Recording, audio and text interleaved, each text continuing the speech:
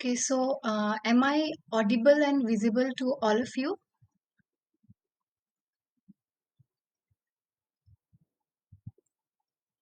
Can any one of you confirm quickly? Okay, thank you so much, Jagadish. Okay, so I welcome you all to the first tutorial session of this course, which is Reagents in Organic Synthesis, whose course instructor is Professor Subhash Chandra Pan from IIT Guwahati. So, have all of you gone through the video lecture for the week one, which was provided from the side of Professor Pan?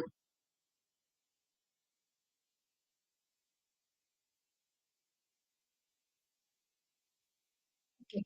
So I hope you all have gone through the video lecture and tried to understand the concepts which were explained there in a very detailed manner. Okay, thank you so much, Rajahan Vita, for your reply. I hope I'm pronouncing your name right. So, also, there was an assignment given to you, if I'm not wrong. I hope you have tried to solve, and I hope you have tried to solve the assignment which was given. Today, we are going to solve few similar questions which are going to be from the same topic which was taught in the week one. Okay, and these questions will be different from what was given in the assignment, which was first assignment, but the concept will be similar. So you are going to solve them, and also first you try yourself to solve those questions, and if you are facing any problem, I'm there. So, and in between I'm going to be asking questions to you, okay? While you are going to solve the questions, I'm going to ask questions to you, that what will be the product of this reaction or something like that. I hope you all be understanding the question and reply to the questions, okay? So let us start the session now. I am sharing my slide, okay? Just any one of you can confirm it is visible or not.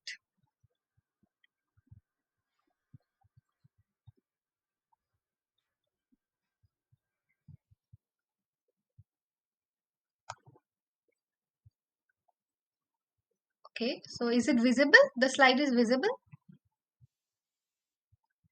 Okay.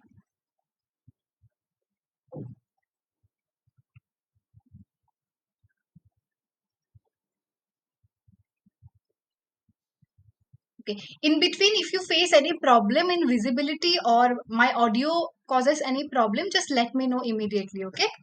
So that you don't miss out on any concepts which are going to be taught here. So, yeah, welcome again. I am your PMRF teaching assistant, Deepika Kalita, and I am pursuing my PhD in chemistry at IIT Bombay. So, let us move ahead with the questions, okay? So, here is the first question of this session, okay? So, in this week, you were given concepts which were related to chromium based oxidizing agents, as well as some other very important oxidation reactions. So, can anyone of you tell from which concept this question is coming? Yes, very good. So, this Bayer-Villiger oxidation was developed by two scientists named Bayer and Villiger, and they initially used this reaction using this peroxymonosulfuric acid for the oxidation of camphor, menthone, etc. biologically important molecules. Okay, so this reaction have been covered in your first lecture. So while solving the problem, first question will be coming to your mind, that which kind of product we obtain in this reaction. Is it acid or is it ester? What kind of reaction? Does any? Yes. So we are going to get an ester. What happens if we look at the mechanism? Like if we revise the mechanism from the session week one lecture, we see that in the mechanism you first observe the protonation of the carbonyl group, okay, and then you ultimately get an intermediate of this kind by the reaction of the peroxy acid and the protonated carbonyl compound. And then this intermediate is protonated, which facilitates the transfer of an alkyl group from the carbonyl compound to the oxygen of the peroxide. Okay, and this shift, which alkyl group from the carbonyl compound will shift, depends on the migratory aptitude, which is covered in a detailed manner in the lecture. Okay, so in a summary, this is the series which this migratory aptitude follows. Okay, so if we go back to the question again, see, we have two alkyl chains attached to the carbonyl group. If I ask you which group will preferably migrate to the oxygen of the peroxy acid, can anyone answer? Very good. This particular alkyl chain, yes, yes, very good. This group will migrate because the series which we saw here, if we look at this particular step, 2 degree is less preferably moving than the 3 degree one. Okay, so this is, and then further 1 degree is moving in a very less affinity. Okay, so here we have 1 degree versus 3 degree alkyl change. This is why, like you answered, this particular alkyl chain will migrate. Okay, I hope this question was very easy to you all. Okay, so yes, this group will migrate, and in turn you will get, okay, okay, so this question, what is happening, if it follows the migratory aptitude concept, it should be like this group should be migrating, right, and ester oxygen, newly coming oxygen should come here. But this is a uh, exceptional case question, because whenever we have this breachhead position carbons, you all know that they react differently, they behave differently. Okay, and when it comes to migration, if it is in the breachhead, doesn't matter it is tertiary or secondary, if it is in the breachhead, then it will not preferably migrate. Okay, so the product here which is forming is this one. Okay, even I forgot this concept that the bridgehead carbon is not preferably migrating. So this will be the product which is going to be obtained. Okay, then we have similar questions from the same concept. Here you don't have any question of bridgehead position. Okay, so you are given two carbonyl compounds which are tetrahydrocarbon and menthone. Okay, and here I have specified the alkyl change. For example, let us first talk about the tetrahydrocarbon. If we are treating tetrahydrocarbon with the same peroxy acid, then which group you are expecting to migrate? Can anyone answer?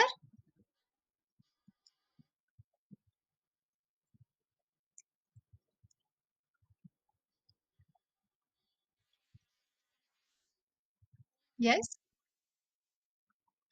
Yes, very good. Here you don't have any exceptional cases like bridgehead positions and all. So you, this will follow the simple migratory aptitude series. So if here first you see that one will have more affinity than 2, because 2 is the primary alkyl chain. Okay, and here also 2 is the primary alkyl chain. So you will observe in both the products that the alkyl chain which is containing this particular isopropyl substituent, that is shifting in both the cases. Okay, so these two esters you will get when you treat tetrahydrocarbon and menthone with these peroxy acids. So these two were easy questions, I guess, from the concept of Baeyer-Villiger reaction. Now let us move to the next question. Okay, here you have again one carbonyl compound where it is attached. In one side you have methyl substituent and the other side you have a vinyl group. Okay, and you are treating it with 2 to 5 equivalent of oxone, which is having this kind of structure. In DMF you are treating. So which particular reaction pathway is it going to follow? Again, when you treat carbonyl compounds with oxone in polar solvents, you observe a Baeyer-Villiger reaction mechanism. Okay, and if you you are looking for some cheap and stable and non-hazardous oxidizing agent to carry out a Baeyer-Villiger reaction, the organic chemist prefer to use oxone for those particular reaction. And this reaction is published in this particular research paper in 2013, where they have used for synthesizing vinyl acetate products. Okay, that is vinyl acetate esters starting from this kind of carbonyl compounds. Okay, so in this reaction also you will observe Baeyer-Villiger kind of product, where of course this 2-degree alkyl chain will move to the oxygen of the peroxy acid. Okay, so you can remember that in presence of this cheap oxidizing agent, this kind of substrates are also following Baeyer-Villiger oxidation mechanism. So till here is everything clear to everyone?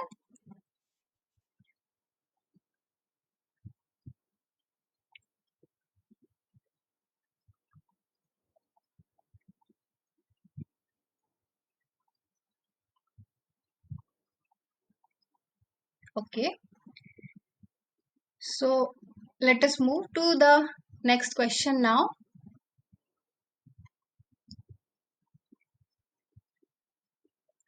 Again, these are some questions. Don't get scared looking at these complex structures. These are again some questions from the concept of oxidation. Okay, so if we look at the first reaction, here we are taking these allyl alcohols, dinyl alcohols, and we are treating them with oxalyl chloride, DMSO, dimethyl sulfoxide, in presence of triethylamine base at minus 78 degree temperature. Okay, and if you look at the reaction, the yield is very good. So if you look at the structure of the substrate, we have a OTBS group. Okay, and these oxygen protecting groups which come, for example, OTBS you have, or you have OTBDPS, etc.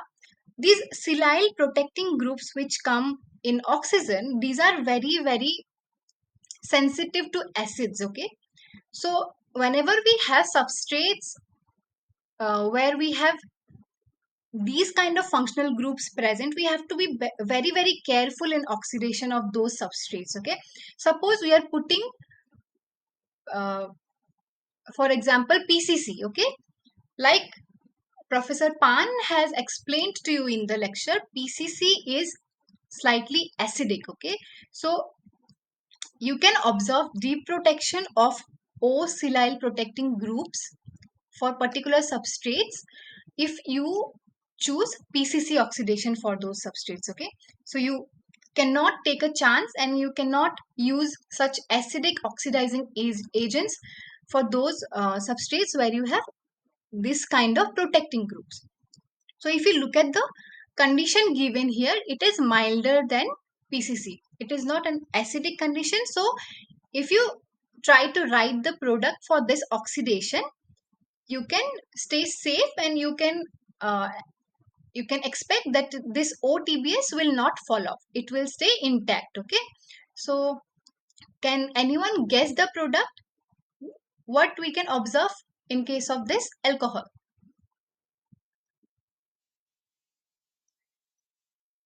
Yes, yes, very good. Because of these milder reaction conditions, we can simply observe the oxidation of this hydroxyl group into aldehyde. And this particular reaction is called Swan oxidation. Okay, and Swan oxidation is very, very good in terms of the substrates which contain this kind of uh, sensitive functional groups. Or sometimes what happens in case of some oxidizing agents, you can expect isomerization or epimerization of multiple bonds, but in Swan oxidation of this particular substrate, you will simply observe the oxidation of this alcohol.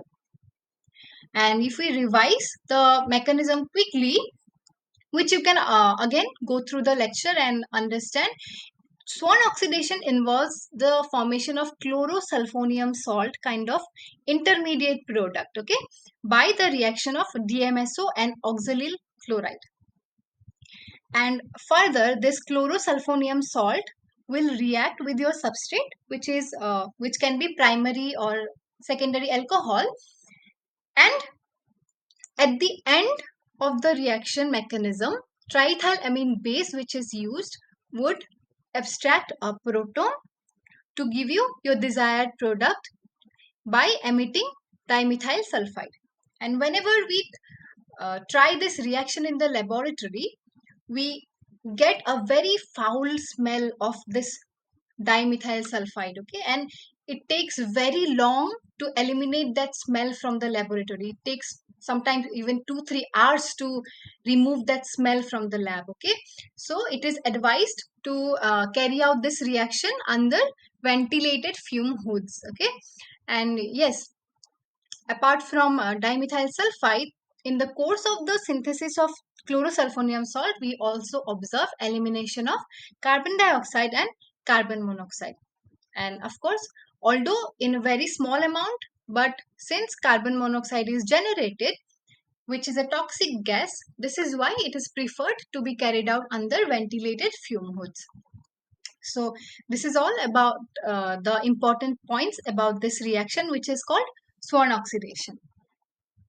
So like you have replied, we will observe this particular product in case of this substrate without having any disturbance regarding the OTBS group. Okay, from this point of view, Swan oxidation is a very, very safe way for oxidizing primary and secondary alcohols, and it doesn't even give further oxidation to acids. Okay, which is a problem with a lot of chromium based reagents. So from that point of view also, Swan oxidation is a very, very good method. Okay, so moving to the next question. Again, next in the next question, don't get scared looking at the various functionalities present in the substrate. You just have to look at the hydroxyl group. Okay, why? Because again, the conditions are very similar to the first question. Okay, these conditions are very similar to the first reaction. Just we have TFAA, trifluoroacetic anhydride, in case of oxalyl chloride. But don't worry, in this reaction, trifluoroacetic anhydride reacts exactly similar way as oxalyl chloride. Okay, if you look at the mechanism, you will understand better. People have used trifluoroacetic anhydride also in Swan oxidation, and you will see the formation of these kinds of salt intermediate products in place of the chlorosulfonium product, which we observed in case of the first reaction.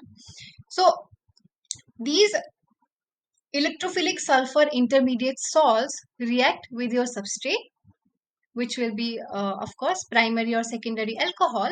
And in a similar way, at the end, you will see extraction of proton from your substrate by the base used, and you will finally get elimination of dimethyl sulfide along with your desired product, either aldehyde or ketone. And very nicely, this reaction also does not give you over oxidation to acid. Okay, you again end up getting your desired aldehyde or ketone, which is a very good thing about the reaction. So here also you will only observe the oxidation of your secondary alcohol into ketone.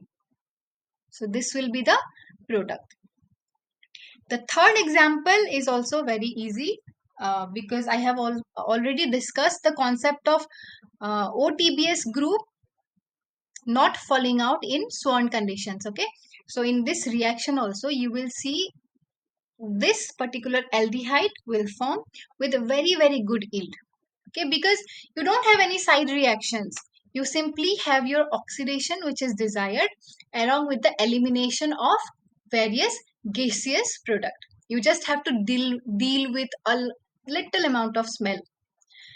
So if you want to look at these reactions in a detailed manner, then you can go through these research papers. Okay, I have given you the DOI numbers here, or you can check these references also. Either you can go to Google or Google search, and if you do not get any information regarding these reactions which you are searching for, just let me know in your next session. Okay, I can help.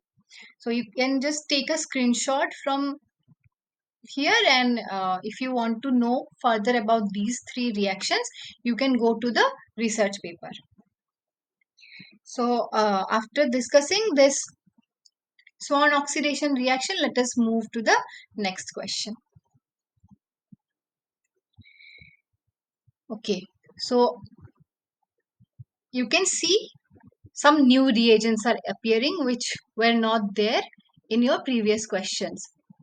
We have titanium isopropoxide, we have hydroperoxide here, and then we are using a chiral reagent which is diethyl tartarate. And if we talk about the substrate, we have this alcohol which is allylic alcohol. Okay, so can someone recognize the type of reaction? Which reaction is it going to follow? Yes, very good. So this kind of substrates, if you remember, uh, if you go back in your memories to the week 1 lecture, you will remember that Pan sir has taught you sharpless epoxidation and sharpless asymmetric resolution. We will come to the resolution, which is also a very interesting topic. Let us first discuss this question from the topic sharpless epoxidation. So you have two planes of this substrate. Okay, one will be above and one will be below the plane of this substrate. And I hope you are not struggling to visualize this molecule. If you look at the structure of this molecule, these two bonds which are having hashed bonds here, methyl and ethyl, these are coming above the plane of your screen. Okay, these are coming towards us, and then the bonds which are showing like this with wedges, which are CH2OH and hydrogen, these two are going away from us, away from the screen. Okay, so you have to visualize that molecule for the substrate. So now we have two planes above and below of this double bond. And if we talk about the selectivity of the product, like which product we are going to get, if you remember, sir explained that suppose we have an allylic alcohol substituent in this manner. Okay, so if the substituent is placed in the right down side. This is our right, this is our left. So the allylic alcohol substituent is placed in the right down side. If your molecule is placed in this way, then whenever you are given minus DIPT, you will get the epoxidation above the plane. Okay, I'll repeat my statement. If you have your allylic alcohol in the right down, which is similar to this structure given, if you have it as right down, then minus DIPT will give you epoxidation in the top face above the plane. And on the other hand, if you are given plus DIPT, then you will get the exact opposite product, which will be from below the face. Okay, the epoxide ring, the three-membered ring, you will get below the plane. Like you are observing here, we are getting the epoxide ring above the plane in case of minus DIPT. Sometimes chemists use minus DET, diethyl tartarate also. So similarly, for that reaction also, minus DET gives you the product epoxide above the plane, and plus DIPT or plus DET will give you the product in below the plane. The mechanism has been explained in a very detailed manner in the lecture, okay, where you can see the coordination of this allylic alcohol group, which directs the epoxidation phase. Okay, you can go through the lecture again if you have any confusion. So again, let us go back to the question.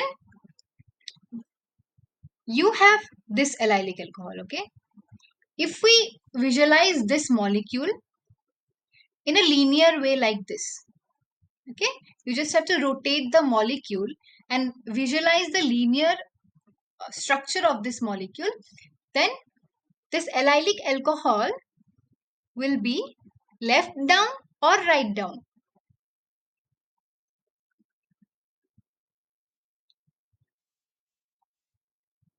Yes, this allylic alcohol will come right down. Very good. So the structure will be similar to this one, right? Now you just have to look at the sign of the chiral reagent given in your reaction condition.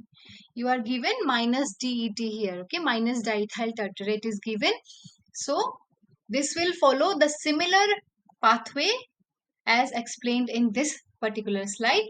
So minus will give you product above the plane. So if this was the plane of your carbon-carbon double bond, you will observe the formation of your epoxide ring above the plane. Okay, very easy. If you just understand the concept of where to place the allylic alcohol substituent, then you just have to memorize which product you are getting. And if you want to know further mechanism, likewise, like I said, you can go through the detailed mechanism again in the lecture, because sir has explained it in a very detailed and well manner. Okay, so let us solve some more questions from the same concept. Okay, because this is a very important reaction which has been used by organic chemists in the synthesis of a lot of medicinal products or natural products. So if you look at total synthesis of molecules, a lot of times you will encounter this important reaction. Okay, so let us move to the first question here. We are given this particular allylic alcohol. Okay, you have two carbon-carbon double bonds here, and of course one of these two double bond will get epoxidized. So can anyone guess which double bond will get epoxidized?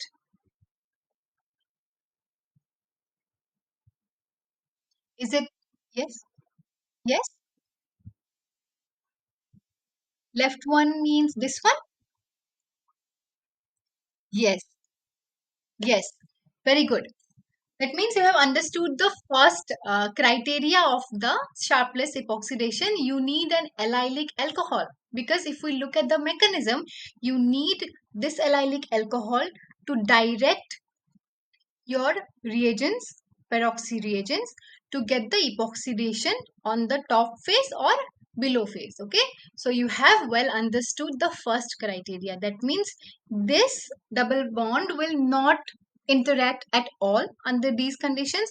You will only observe the reactivity of this allylic double bond.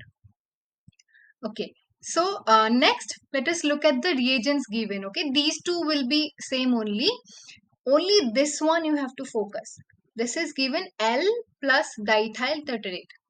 So now you just have to go to the trick of plus minus. Okay.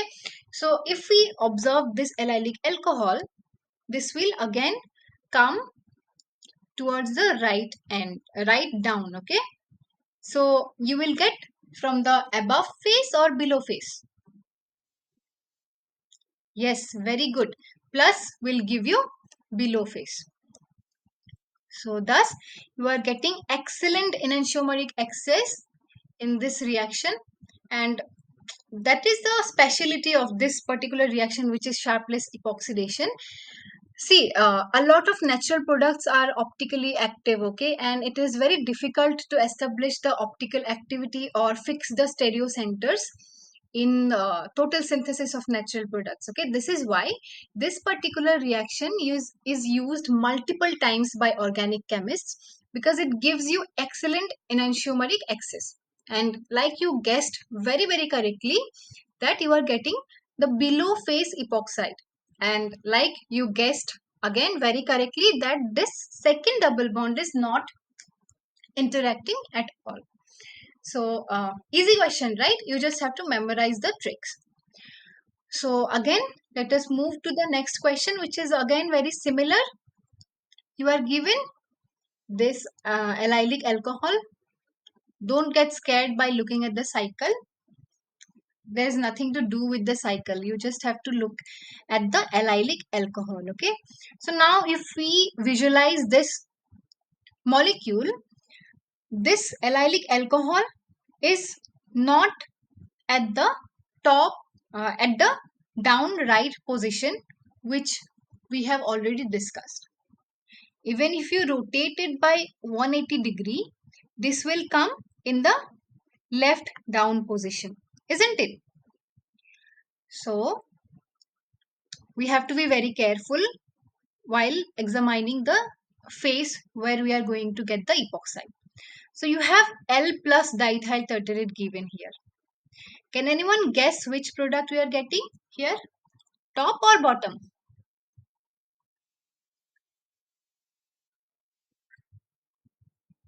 Okay.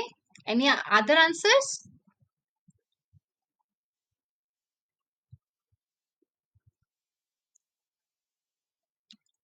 Okay. So everyone is agreeing to the answer? It is it is above or below? Okay. Below? Below or above? Okay. Some are saying below and some are saying above. Okay. Whoever is saying above, can anyone explain why you said above?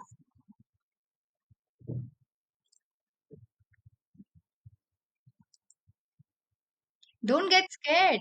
You can answer yes.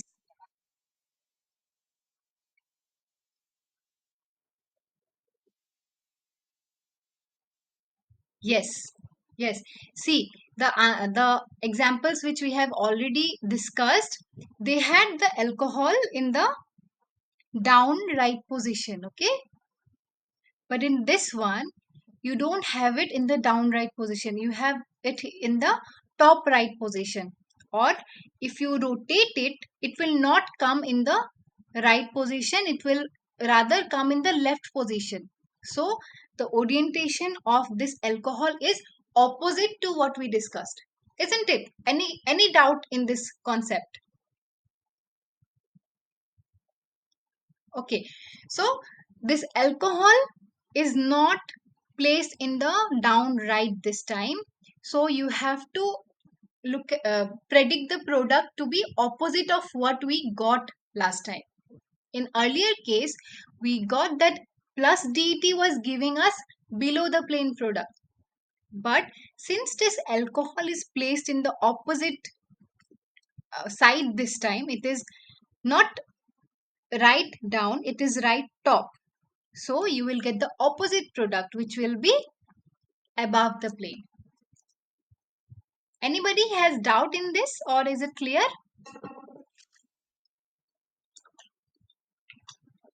No doubts, right?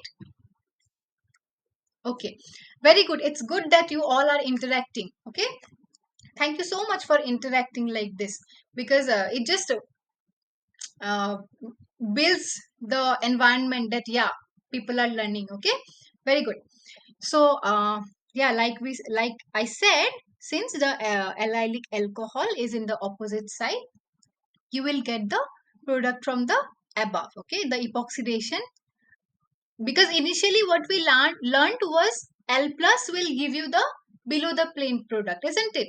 But you have to look at this alcohol. Okay, you cannot ignore the top, down, right, left concept. That is the most important concept. Okay, it is not like just because it is given L plus you will get the below the plane product. No, you have to always focus on the direction also. Okay, so yeah, this product you will get with excellent enantiobaric excess, of course. Let us move to the next question again.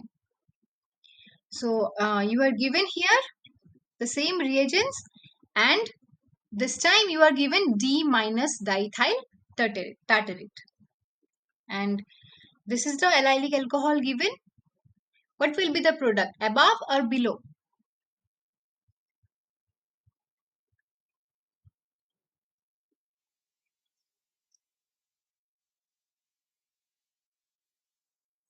Hmm.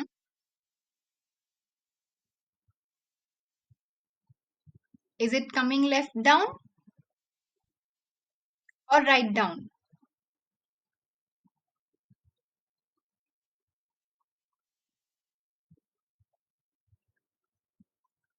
Okay, so the product will be above or below? Yes. Okay. Okay. Okay. If Okay, if the substrate is given in this way, here you are not seeing that the bond is away from you or uh, closer to you, right?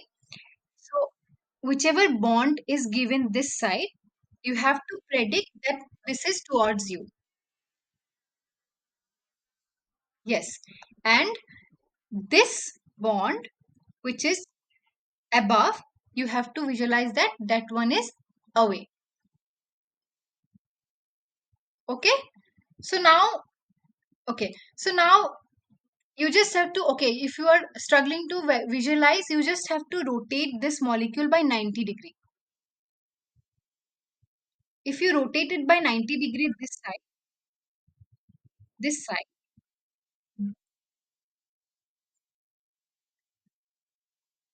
is it down or right down?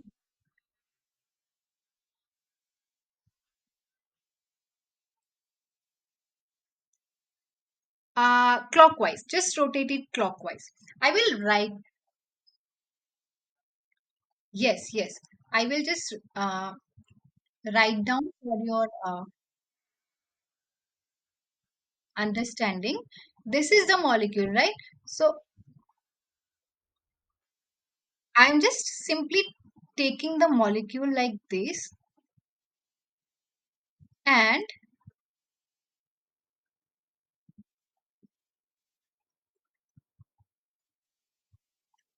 you have this molecule, right? And you can rotate it anti-clockwise also. If you rotate it anti-clockwise, then you will get these two substituents above side, isn't it? Any doubt? See, if anti-clockwise we are rotating, this will go this side, right? Yes, very good. This you are getting, and here you have methyl. Yes. And if you look at the selectivity rules, whenever you have allylic alcohol in the top left or right bottom,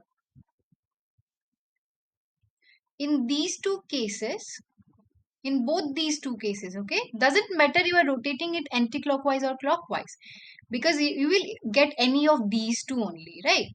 So in both these cases, you have to remember minus will give you above epoxidation, minus will give you above the plane, and plus will give you bottom. Yes, below the plane. So I hope the visualization is understood. Okay, very good. So now you tell me which product you are going to get.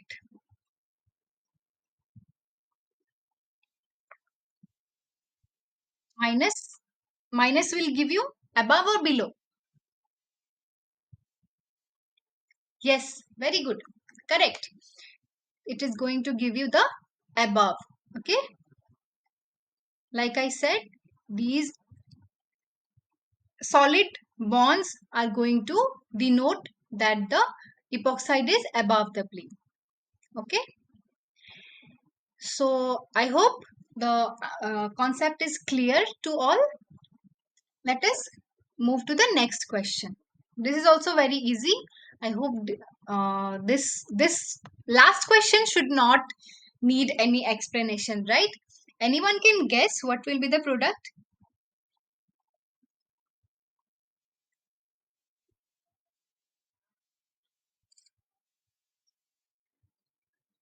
Are you sure?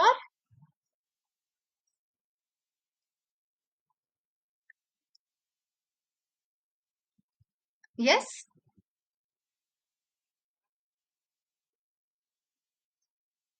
Okay. Any more question? Any more answers? Yes. Who said this? Yes. Who answered this first? That there is no allylic alcohol? Okay. Very good. Very good. You are correct. You looked at the minus and plus, but forgot that you need allylic alcohol. Okay. So don't get tricked by this kind of questions. You will get embarrassed. Okay. You need allylic alcohol for this sharpless epoxidation. Okay. So you have to look at these points. Okay. A lot of points to remember, but a very, very good reaction, a very, very important reaction, because it is giving you excellent enantiomeric access and sharp. No, there will be no reaction for this question. Okay. So the answer will be no reaction here. The substrate will stay intact, your reagents will go wasted, and you will get no epoxidation for this particular reaction. But yes, if you want to epoxidize this double bond, does anyone know what kind of reagents we can use?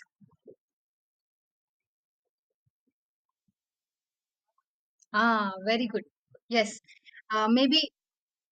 Maybe in further lectures you are going to get that concept in the video lectures. But yes, when you don't have allylic alcohol, you can use metachloroperbenzoic acid, or sometimes yes, when you have suppose electron deficient double bond like alpha beta unsaturated ketones or aldehydes. If you have, in those cases, people use sodium hydroxide and hydrogen peroxide. Okay, so those kind of reagents also you can use for epoxidation. But yes, these reagents have not been covered yet in the lecture one. We will move to those reactions also in the further sessions. So if you are given this particular condition, you have to write no reaction. So I hope this was clear, and let us move to the next question now. So this alene substrate is given where you have a primary alcohol and you are given DMSO, sulfur trioxide pyridine and triethylamine in DCM, and the product you are observing is 99%. That means you are going to get only one product. Can anyone guess the name of this reaction and what will be the product?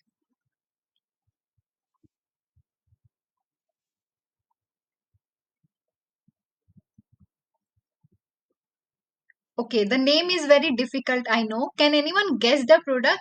Are we getting yes? Yes, yes, very good. These are mild conditions, so you are not going to get any over oxidation. And in general, allenes are believed to be reactive functional groups, but in this mild condition, this allene will stay intact. And yes,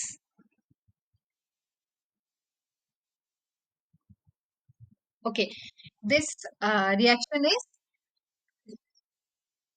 very good, very good. Yes, very good.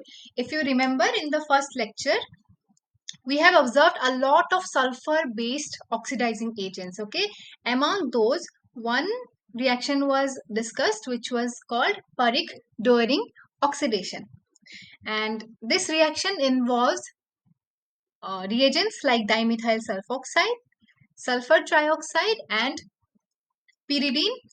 And if you look at the reaction mechanism, it goes through the formation of these pyridinium sulfate complex, and these conditions are believed to be very milder when it is compared to PCC, PDC, etc.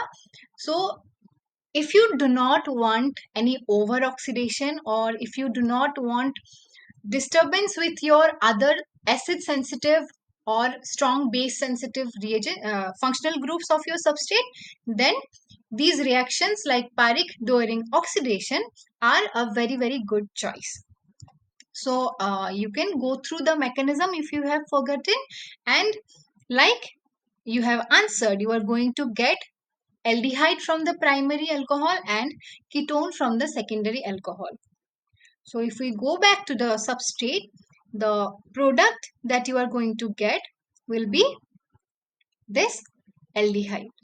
Okay.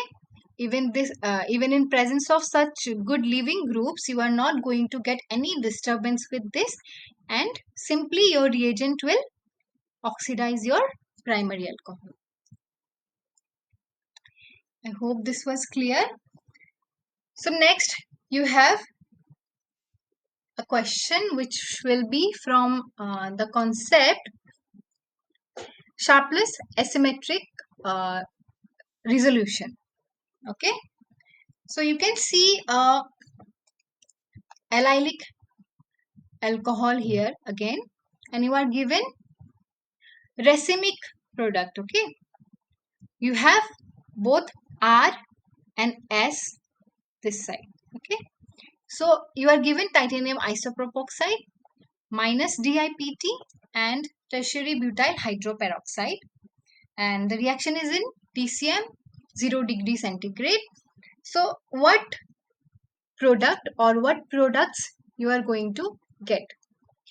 If you remember from the last lecture, when we have sharpless asymmetric resolution, you get two types of product. Okay, See here in racemic 15, if we are talking about the substrate, you have two kind of compounds in equimolar mixture, which will be S configuration of this alcohol and R configuration of this alcohol, right? Like these two. This is the S configuration of the alcohol given, and this is the R configuration of the alcohol given. So if we have to react the mixture of these two under the Sharpless conditions, uh, can you guess, will both of these give you epoxidation, or only one of these will give you epoxidation?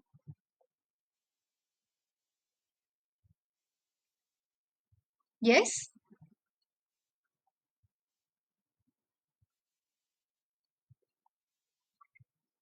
one will give or both will give.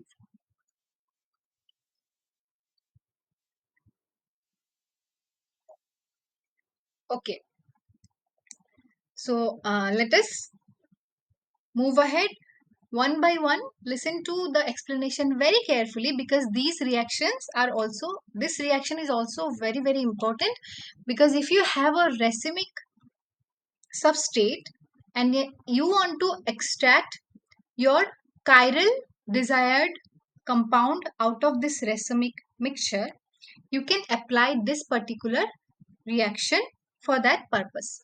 Okay, so if we have to epoxidize this double bond, okay, we have this allylic alcohol where we have this particular double bond. If we have to epoxidize this reaction like we did in the sharpless epoxidation, the epoxide will form above the plane or below the plane?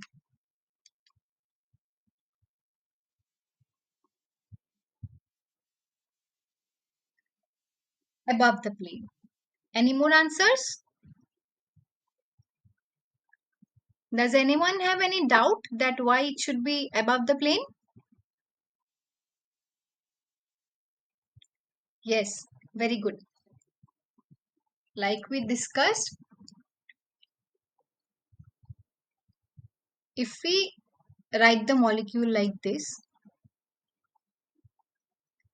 and just rotate a little bit in this side, you will get the alcohol to be top left. Yes, very good. And for top left and right bottom, Me here, and in this side you just have hydrogen. So for these kind of substrates, you have top left, so you will get the above the plane epoxide, which will be epoxidation here, right? Till this product, does anyone have any doubt? No, right? Okay, so ideally you should have gotten this particular epoxide above the plane, but you have a racemic mixture here, okay? And whenever you have a racemic mixture of the allylic alcohol, you have to remember one point, that if you are going to get above the plane epoxide, then the chiral substrate which have the allylic alcohol in the above the plane manner, that is going to block the face for epoxidation. Okay, what happens when the reagents approach this double bond from above the plane, because ideally you should get the product above the plane, right? So if the reagents are approaching this compound from above the plane, this allylic alcohol is going to statically hinder your reagents. Because of this, you are not going to get epoxidation for this particular S alcohol. Okay, this will sterically hinder the incoming reagent. But in case of the R enantiomer, there is no such steric hindrance for epoxidation. Okay, so if the reagents are approaching from above the plane, and for R you have the hydroxyl group below the plane. Okay, so it can easily undergo epoxidation, and you will get the epoxidation of this double bond above the plane like we predicted here. Is that clear to everyone? So the mixture of two enantiomers in this racemic mixture will get separated using this sharpless oxidation. Okay, because one enantiomer of the mixture will not undergo epoxidation because of steric reasons, and the other one will undergo sharpless epoxidation because there is no steric repulsion in this particular case. So thus you can observe that from the racemic 15, under this condition you are getting S15 and R16 products. Okay, and these two products are easily separable. And have you all studied NMR spectroscopy? Yes. So if you look at this one, you will observe these three kind of difference in the NMR 1H proton NMR of the substrate and the two products. Okay, so this for the S15 product, you will see a doublet at near 3.2 along with a small peak at 3.1. Okay, which will correspond to the proton of the R product. Okay, so thus you can easily separate the racemic mixture of RaC15 into the S enantiomeric alcohol, allylic alcohol, along with the epoxidation of the R product. And if in the organic synthesis you need suppose S15 from RaC15, you can separate these two and you can move forward with the S15 product. Okay, so I hope this question was clear to all. So with this we have more or less finished all the questions for this first session of your course. So whatever questions we have discussed till now, does anyone have any doubt? You can feel free and tell me in any question if you are struggling to get any concept. Okay, we saw a few questions from the various oxidizing agents. We started with Baer-Villiger reaction and moved to Swan conditions, and then further milder conditions like Parikh-Doering oxidation, and then we also solved questions from the very important reactions like sharpless epoxidation and sharpless resolution. Okay, so we will quickly move through all the questions once again and summarize how you have to approach the questions while solving. Okay, and also before moving to the summary, I would like to tell you that the video recording of this tutorial session will be available. The whole session recording will be available on the YouTube channel Tutorials by Deepika, because this channel has been made in with the purpose of uploading these video recordings under the guidelines of NPTEL. Okay, so you can, if you have any query regarding the explanations, or if you have missed any question, you can again go through the questions in the YouTube channel also. Okay. And if you have any problem in the accessing the channel or searching the channel, just let me know in the next session. I can help you. Okay. So let us summarize all the questions quickly, which we have solved today. Okay. So yes. So you want to know about a book. Okay. So does anyone have heard about the book Caruthers? Yes. I'll just show you the book. I have the book. I'll just show you the book.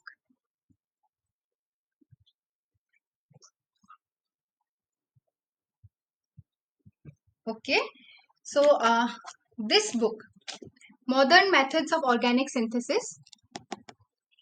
This book, yes, I'm sure you all have heard about this book, or you can get PDF files in the Google also. If I get the book link of the PDF, I'll share with you all. If you struggle to get Indian author,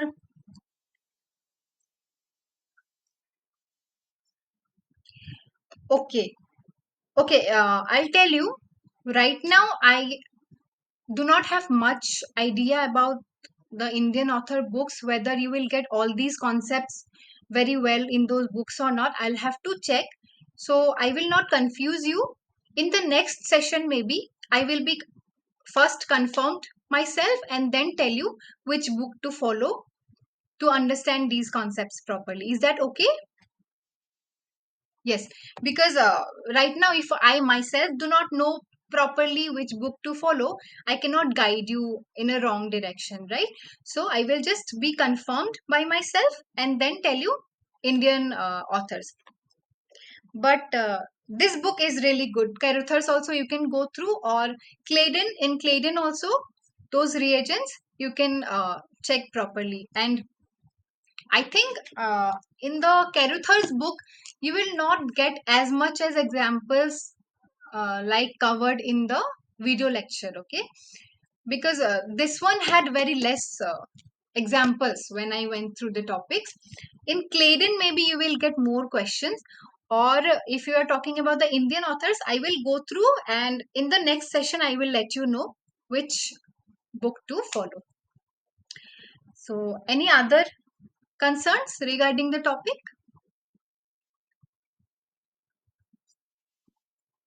Okay. So, I will ask you, have you solved the assignment, or have you gotten any assignment solution from the NPTEL site?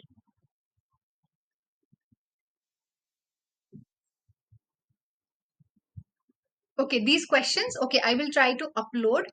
I don't know, I have that access to upload these questions separately or not, because NPTEL websites are completely managed by the NPTEL authority. So I will check if I can upload from my side or not. But yes, the slides maybe you can access, okay? Because we have been asked to upload our slides and video recordings. So you will have access to those. Okay, so you can get the slide, and from the slide you can check the questions. And please don't forget or don't ignore the assignments which has been given to you, okay? Because I went through the assignment, and there are more very important concepts in the assignment questions. Like I saw one question where the chemists were using benzotriazole with PCC, okay? And even I did not know that concept well before I read the assignment questions, okay? That is a exceptional reactivity that in presence of benzotriazole, PCC selectively oxidizes allylic alcohol. Okay, when you have allylic alcohol and one normal alcohol, and you are given only one equivalent of PCC, So in one equivalent of PCC, only one alcohol will get oxidized, right? So whenever you are given benzotriazole, the allylic alcohol will get oxidized into allylic ketone. Okay, that concept I saw in the uh, assignment question, and I was really impressed because I myself did not know that concept. So please go through the assignment questions, and if you have any queries with the assignment questions also, I can help you in your next session. Okay, so any other concerns you have?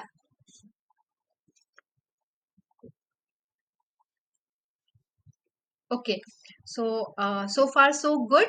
Let us move to the summary of today's slides. Okay, let us just go through which questions we solved today and how you have to approach those questions.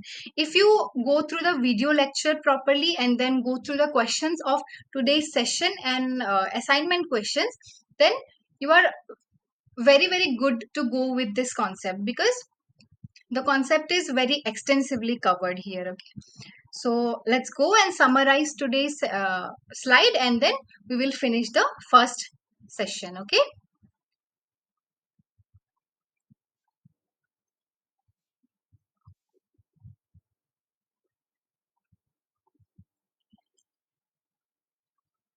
Okay.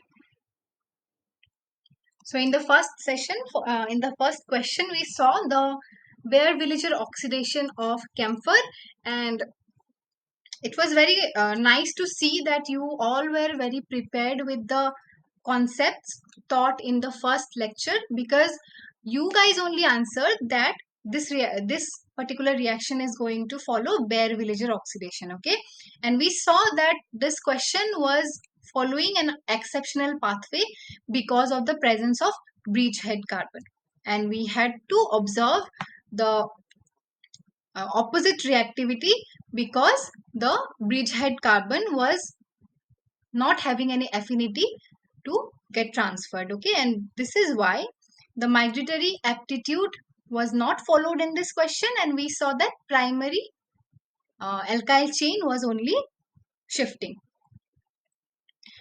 Again, in these two questions also, we saw that the bare villager oxidation was followed, and these two biologically important molecules, tetrahydrocarbon and menthone, were treated with peroxy acids.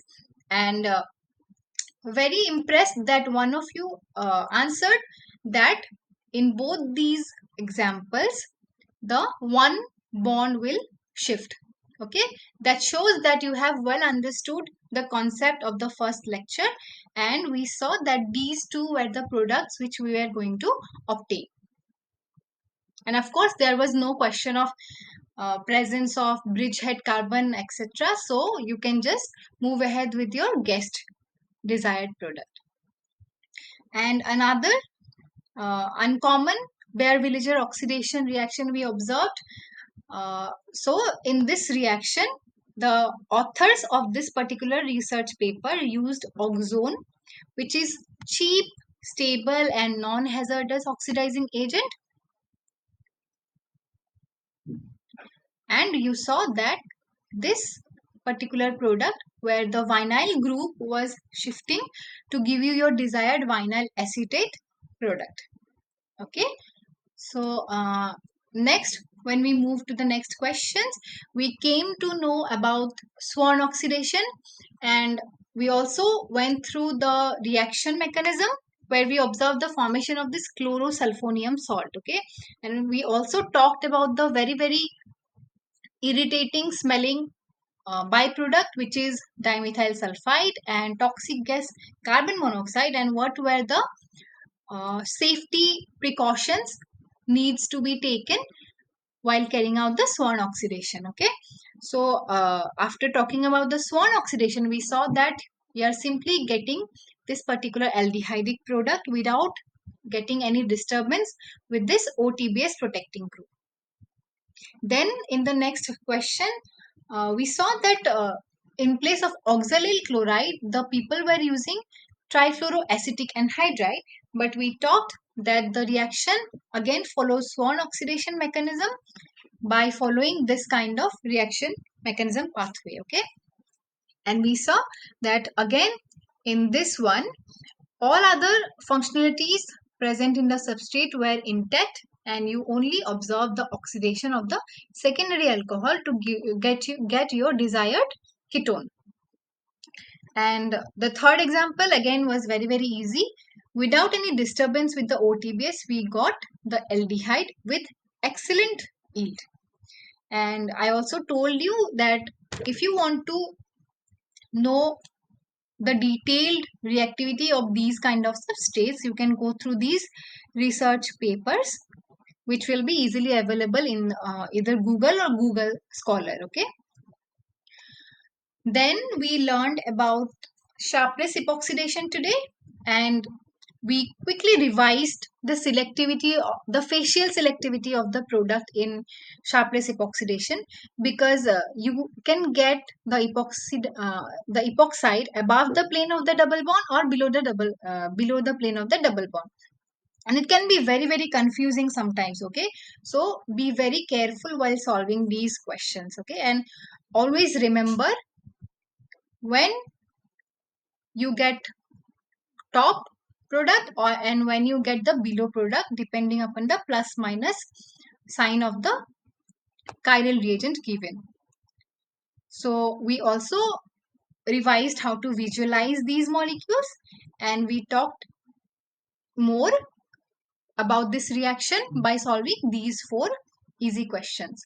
So in the first example itself, we saw that only the double bond having allylic alcohol was reacting to give you this particular product with excellent enantiomeric excess.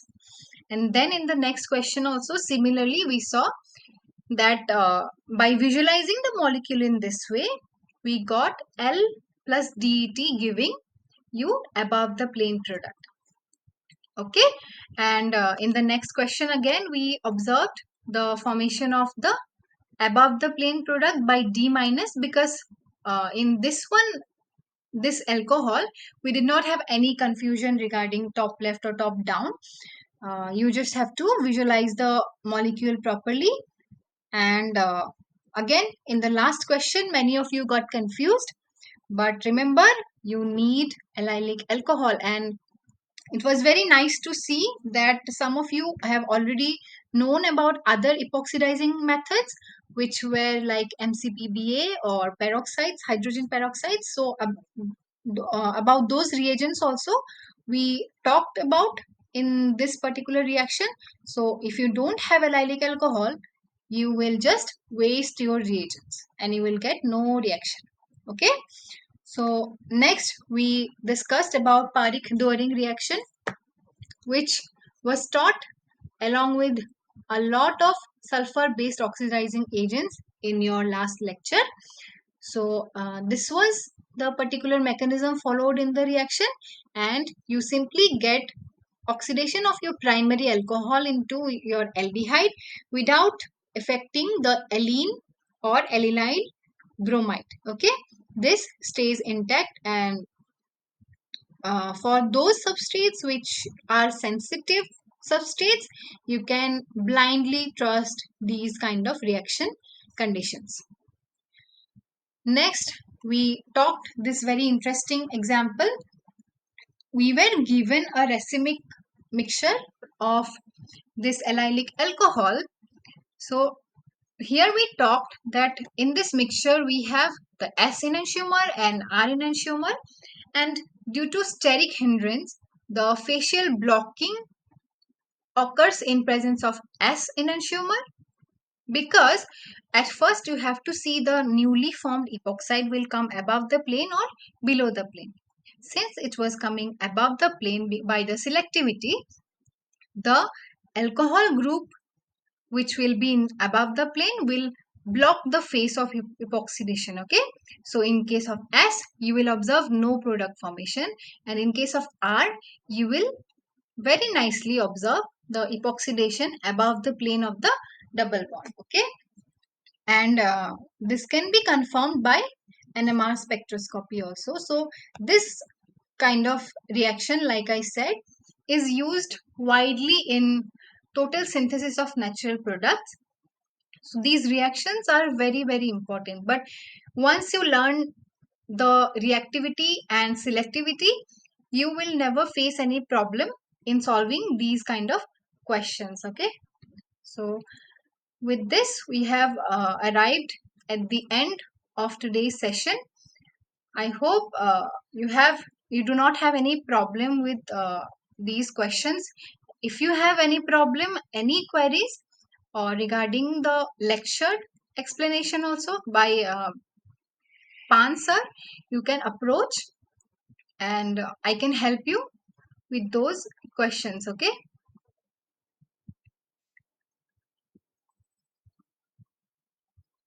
Okay. You're most welcome.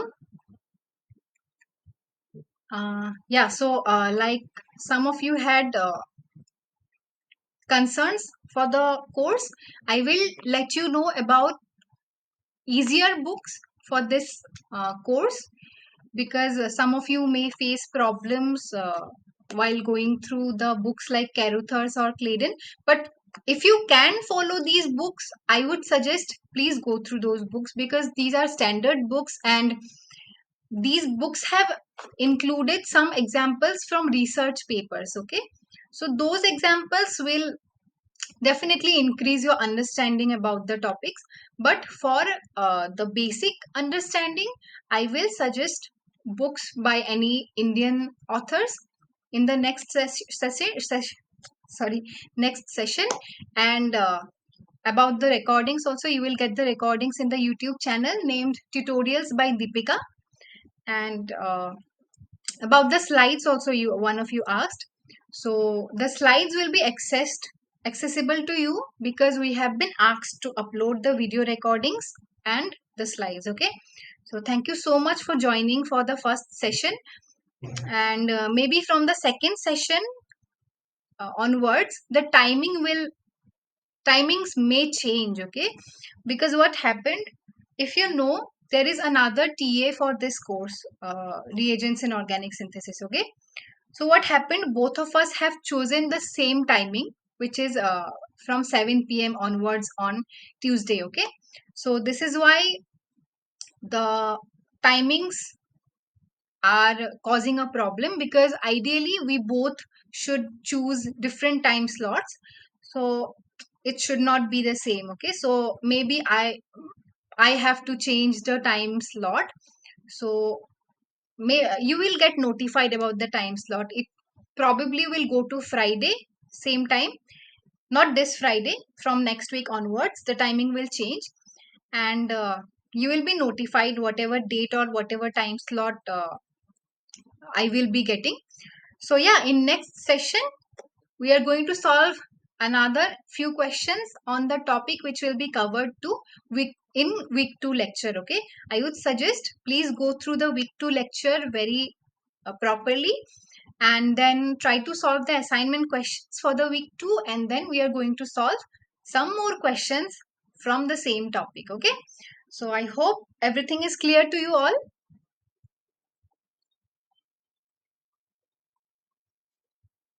Okay, if any one of you have any suggestion regarding today's session for improvement, you can suggest. Okay, like sometimes the TAs, teaching assistants talk very fast or very slow. You can suggest any improvement. Okay,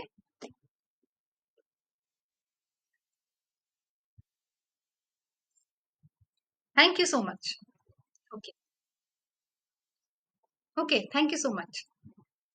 Any more feedback, because I think I'm meeting you all for the first time. So just don't get scared. Uh, Interact more. And I have taken NPTEL sessions last year for the course Introductory Organic Chemistry. Okay, but in that course the students were not interacting properly. I don't know, they were scared of me or what. But yeah, I like today's sessions because you all were interacting more or less, and it was very easy and very good to understand your understanding level, and that really motivates us to improve our teaching assistantship or our preparation. Okay, so don't get hesitant. You can suggest any feedback if any one of you have, and hope to see you all in the further sessions. Okay, thank you so much for joining today. Thank you.